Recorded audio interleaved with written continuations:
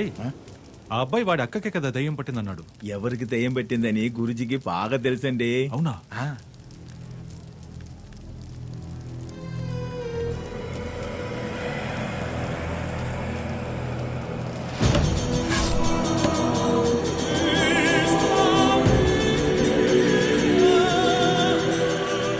Excuse me, ఇది ఇల్యూషనా రియాలిటీనా?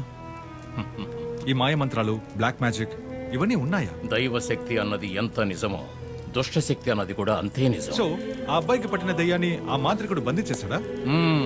మాంత్రికుడు అని చెప్పకూడదు, గురూజీ అని సంబోధించాలి. Both are same.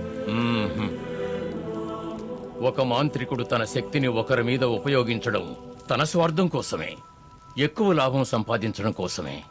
మన గురూజీ మాంత్రికుడి దగ్గర బానిసలుగా చిత్రహింసలు అనుభవిస్తున్న ఆత్మల్ని తన శక్తిని ఉపయోగించి విడుదల చేసి సురక్షితంగా ఉంచుతాడు. వాళ్ళకి నిర్ణయించిన సమయం వచ్చినప్పుడు గురూజీ వాళ్ళకి భూమి నుంచి విముక్తి ప్రసాదిస్తాడు. కానీ ఆ ఆత్మలు గురూజీని ఏం చేయవా? మీకు ఎవరైనా మంచి చేస్తే వాళ్ళకి మీరు కీడు చేస్తారా? లేదు. ఆత్మలు కూడా అలాగే. అలాగైతే ఒక మాంత్రికుడు డబ్బులు తీసుకుని తన దగ్గర ఉన్న ఆత్మని డెడ్ బాడీలోకి ప్రవేశపెట్టి బతికించగలడా? సాధ్యమే కాదు. గురిగారి వల్ల అవుతుందా? కాదు. ప్రాణం ఉన్న మనిషిలోకి ఆత్మను ప్రవేశపెట్టగలం గాని మరణించిన వారిలో కాదు. అలాగైతే ఎవరి వల్ల కాదంటారు? ఒక మార్గం ఉంది. చచ్చిన శవంలోకి ఆత్మను ప్రవేశపెట్టాలంటే అది ఒక్కరి వల్ల మాత్రమే సాధ్యం. ఎవరతను?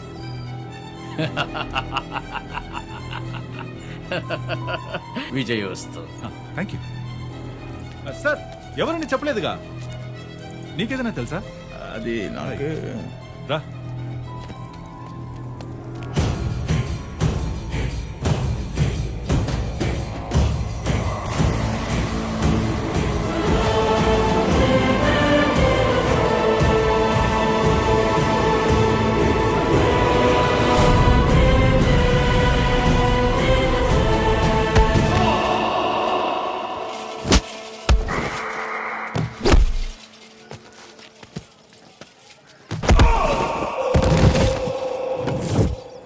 అన్నా ఇదే అలమేలమ్మ గారి ఇల్లు.